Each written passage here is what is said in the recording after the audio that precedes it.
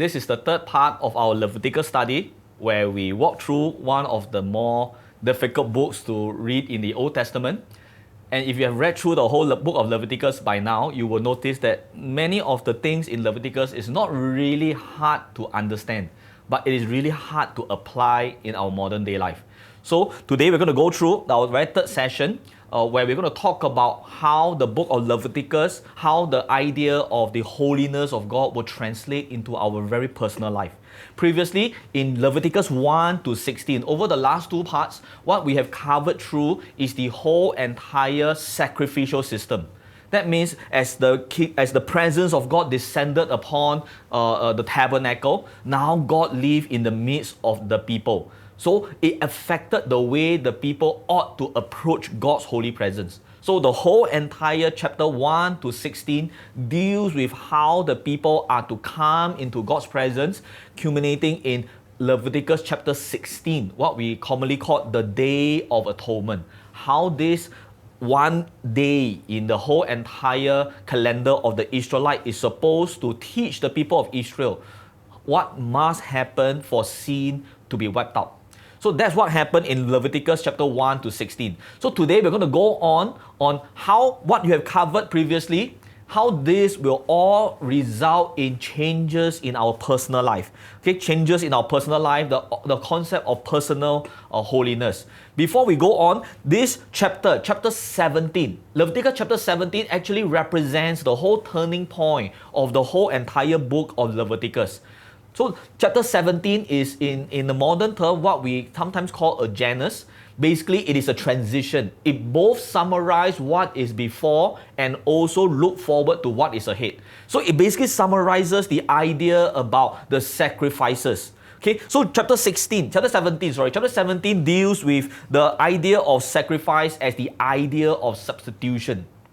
First and foremost, let's see chapter 17, Leviticus chapter 17. From this point onward, you will notice that even though God is still speaking to Moses or Aaron, you no longer see him saying, I just spoke to Moses and that's it. Now you have God telling Moses or Aaron and say, okay, God spoke to him and asked him to speak to the people. That means, right, whatever comes after chapter 17 is mainly for the people to respond to. It's mainly for the people so that they know how they ought to carry themselves now that they are in the holy presence of God. So in chapter 17, now the idea has to do with the sacrificial system. It is broadly divided into two parts. The first part deals with where sacrificial animals, where killing of animals can take place.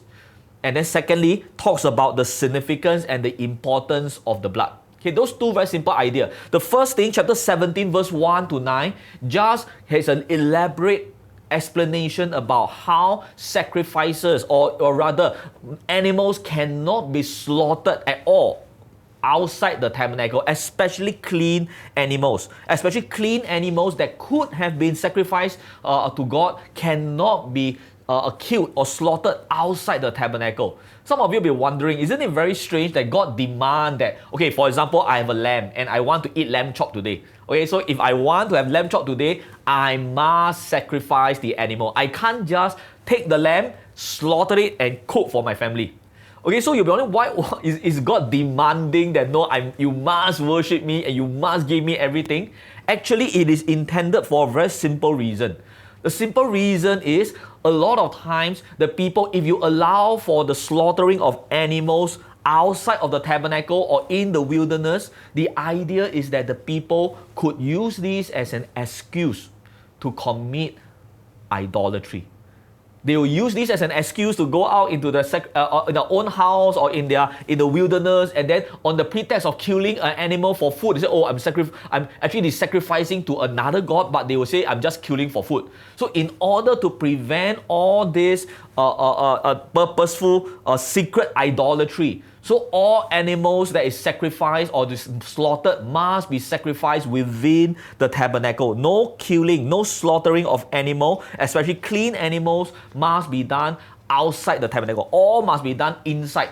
Okay, all must be done within as a sacrifice to God.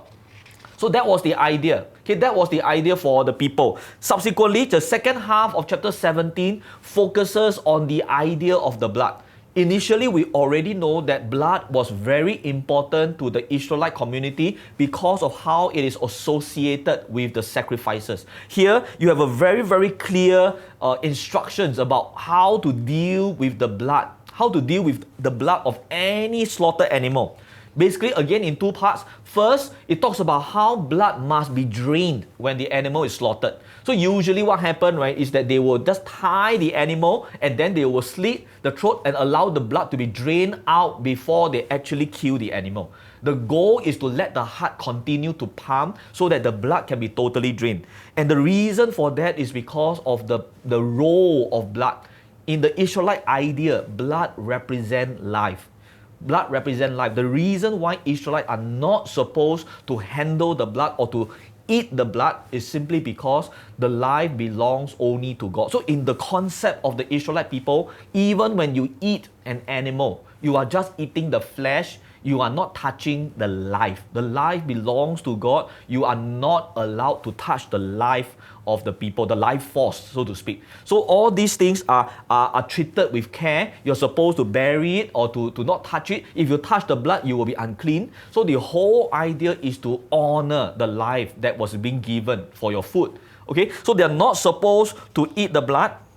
Because of that, so that will help the people to see the blood or blood of any animal or the sacrificial animal as something sacred. So that when the day of atonement comes, when the blood is used to sanctify the whole entire tabernacle or the courtyard or the Ark of the Covenant, when the blood is used, there is a certain sacredness to it. Can you imagine, right, if blood is treated as any other thing? It's like, oh, it's a regular thing inside. Oh, you see blood all over the place. When the blood then is used in the atonement sacrifice, the ceremony, it will be treated in a very careless manner. So there is this heightened sense that blood is sacred. Do not misuse it. Okay, so that was the first part. But then, what happened if you eat animals that's already dead? For example, you are on the street and you found an animal that's already dead, then what do? Does it mean that therefore you cannot eat the animal? Because once the animal dies, the heart stops pumping. Okay? And because of that, the blood will start to solidify. That means, right, once an animal is dead, it is almost impossible for you to drain the blood. That is the reference of, in the Bible, you are not supposed to eat blood, not drink blood, right? Look at the Bible, you usually don't use the word drink blood. Don't think of it like vampires. Like, the Israelite cannot bite the neck and drink the blood. They use the reference of eating blood simply because the idea is that when you eat the meat, there might be still blood inside the meat. Okay, why did that happen? Because the animal was already dead when you try to drain the blood, and you cannot drain it completely. Okay, there is no sin involved. You notice in respect to this part, when you talk about chapter 17, verse 15 to 16, all you need to do if you ever eat the meat of animal that is already dead and therefore probably have blood is still in them, you just need to be cleansed and you're okay. There's no sin involved. No sacrifices need to be done. Again, the goal is not to discourage. The goal is to make sure that everyone treat blood in a more honorable manner, because these will affect their idea of the atonement sacrifice. So you notice chapter 17 is a very, very short summary. In understanding chapter 17, you are both summarizing the whole entire sacrificial system that come before, yet at the same time, you're pointing forward because now you are strictly telling the people, this is what you need to do in your life in response to all these sacrifices. Make sure when you eat meat, you always sacrifice in the tabernacle. Make sure if you ever eat meat that is not clear, that it can be totally drained, you just need to cleanse yourself. Okay, subsequently, from that point onward, all your instructions from the second half of Leviticus will all deal with the regular life of the believers, how they are to change the way they live because of the holy presence of God. But in this first part, chapter 17, what we can learn in one important area is this personal responsibility in our worship. You notice the chapter 17 clearly restrict the people from doing their religion any way they want. If you want to worship God, you must do it at the tabernacle, so that there is a unifying of our faith. You know, sometimes it's very easy for us to think that, oh no, I don't need the church. You know, my relationship with God is between me and my Father, and we can stay at home, and I have a very intimate relationship with God. I don't need the church. In the Israelite system, that is not encouraged at all, because once we isolate ourselves from the community, we tend to elevate our private conviction, our own pet ideas, and we think that it is true simply because there is no community to hold us accountable for our beliefs. So in the whole Israelite system, when they discourage the private slaughtering of animals, it is simply trying to discourage this private faith thing that we talk about. That we're trying to just create my own faith. This is between me and God. I don't need the church. I don't need the leaders to speak into my life. The book of Leviticus says, no, you need the community. We need humility. We need humility in our worship, because there's this sense in us that we should say, okay, I really love God. I really want to have a personal relationship, but I also need the community to keep me accountable and make sure I am worshiping God the right way. Because I know I have blind spots, I know I have pet ideas, I know I have personal preferences. So a community worship is very, very important in the book of Leviticus. So this is the main thing that you can see in the book of Leviticus chapter 17. And as you go forward, immediately the chapters 18 to 20 will switch gear and talk about how this whole entire sacrificial system and how now we are not going to change the way we live. Now everything from 18 to 20 will focus on personal holiness. Just because God's presence is among us, therefore there's a demand for each and every one of us to live our life in a way that is holy. Three main parts to it. The first portion, chapter 18, deals with boundaries of our sexuality. Later we'll discuss a little bit more about that. Then a general call to holy living. And finally, a pronouncement of judgment when we violate God's commandments for holy living.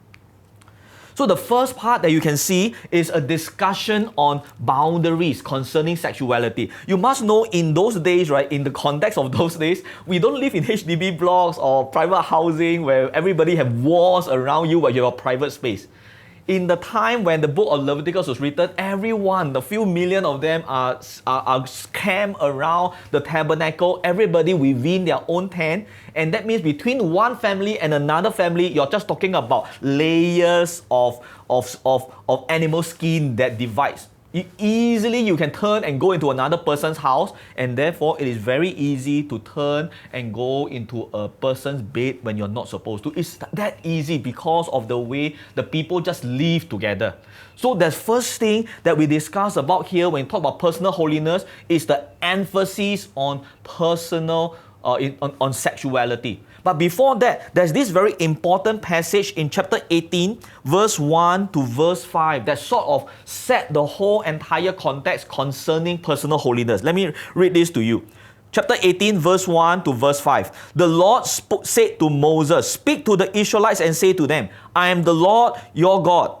You must not live as they do in Egypt, where you used to live, and you must not do as they do in the land of Canaan, where I'm bringing you. Do not follow their practices. You must obey my laws and be careful to follow my decrees. I'm the Lord your God. Keep my decrees and laws, for the person who obeys them will live by them. I am the Lord." And you notice these 5 verses basically is a summary of everything else that comes after in the book of Leviticus.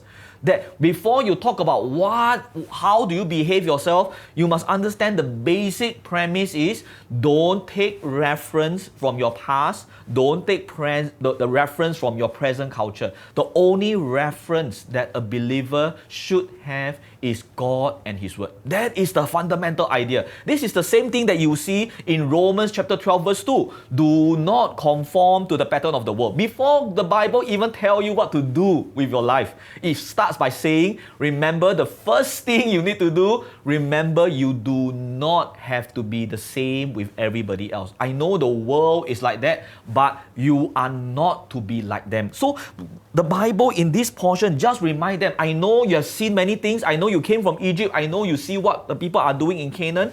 But before you talk about my rules for your life, my instructions for your life, you must take it clear in your mind. You are not to take reference from them. I know they do all this, but your reference must be my word alone. This is the exhortation to be set apart from God. To be set apart for God. You to be differentiated. The word holy, that sometimes we misunderstand. We used to think that holy means that, wow, this is a holy man. We tend to think that, oh, it means that this guy is holy. It's like, wow, like walking on water, and he's a very moral being. But in the final analysis, the word holy simply means differentiated or distinct. It simply have a base idea of different, being different in a good way. So when I say I am holy, it doesn't necessarily mean that I'm better than the people. It just meant that we are different in a positive way. We are different. So the people of God among the Israelites were called to be different. They have to be different. Why? Why is this call to holiness so important to the Israelite, and why is it so important to Christians today? The whole entire salvation of the world depended on this. Can you imagine, right? How are you supposed to convince the world in the past, the ancient world, that you have a God, the God of Israel, that is different from all other gods of the world? By just telling them? How are we supposed to convince the Canaanites that God, the Lord of Israel, was different? God is invisible, but God's people are not. The only way to convince, the Bible tells us, the only way to convince the ancient world that God is truly holy, God is truly different from all other gods that they thought they is available. The only way is to prove to them that God's people are different from everybody else. The only way today that we are able to convince a watching world that the God that we worship is truly the one true God that deserves to be worshipped, that the God that we worship is truly the only one, as truly different from all other religion. The only way to prove that is by the holiness of the church, not by how much we proclaim, not by how we trumpet that God is different, God is good, not by what we say, but by how we live. The day that the church truly live up to its perfect holiness, that we live a life that is truly different from our neighbors, that is the day where everyone will exclaim, surely there must be something different about the God that you worship. So that was the whole context of their instructions of holiness. And this whole entire chapter 18, very interestingly, deals mainly with sexuality. It deals with sexuality. So the first half of chapter 18, verse 6, all the way to verse 18, deals with who you are not supposed to marry or who you are not supposed to have sexual relationship with. This is not talking about adultery. Okay, the assumption is that all the people involved in this discussion are single at the moment. But these are the people you ought not to have a relationship with. And the goal, the whole idea is these are close relatives, that by having a close sexual relationship with these people, you are dishonoring the people involved. Okay, the people involved. So there are people or relationship that you are not supposed to have. And then the second half in verse 19 to verse 23 talk about the practices, the sexual practices that you are not to have. And there's enough study to show that a lot of these practices, sexual practices that is listed in chapter 19 to 23 are practices that are practiced within Canaan itself. So these are the people you are not to have sexual relationship with, and these are the sexual practices that you are not to have, that because this is basically emulating the pagans.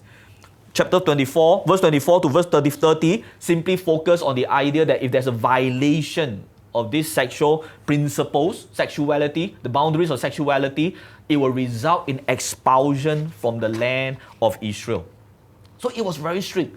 Chapter 19 then quickly turned and talk about a general call to living in a holy life, a call for holy living. Chapter 19, the first half focuses on our priority as our commitment to God. Holy living starts by having a holy commitment to to God. That means, as far as you're concerned, you want to live a life that's holy because you see God the right way and you treat God's holiness carefully. You do not take God's holiness for granted. Naturally, it will result in you practicing holy life. Verse 11 to 18, we practice holy living by exercising love for one another. Not how you live. The first thing is about how you love one another. Holy living. And then the last portion, verse 19 to 37, a whole list of different instructions about behaviors, about various laws about behaviors. And the main goal and the main thing about these laws is simply to distinguish God's people. Because these are practices, again, this done by the Canaanite people, done by the ancient people in the area where Israelites live. So the goal is to make sure your behavior do not let people think that you are like them. Distinguish. Some behaviors are moral in nature, some are not. The goal is to distinguish so that you can clearly tell who are the believers and who are not. Finally, in chapter 20, there's a pronouncement of judgment. Again, you notice the order. First and foremost, judgment on idolatry, where people don't take commitment to God seriously and they have their own ideas of God. They worship their own God. There's a judgment on those who practice idolatry. Then there's a judgment on those who violate the family and its relationship. The idea about you breaking the sexual relationship that you're not supposed to have, so it will violate the very family. And then finally, the last part in verse 22 to 27, it focuses on the command to make sure, I've given you instructions about clean and unclean. That's what we covered last session. So this is the command for the people to clearly distinguish the importance. You'll be wondering, can you imagine you are an Israelite and you have been eating pork all your life, and then suddenly God say, hey, pork now is unclean.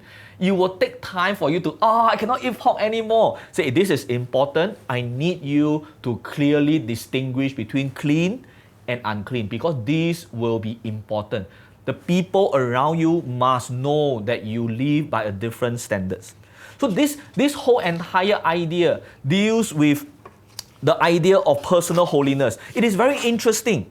As we look at the whole entire chapters of 18 to 20, when you talk about personal holiness, why is there one whole chapter on sexuality?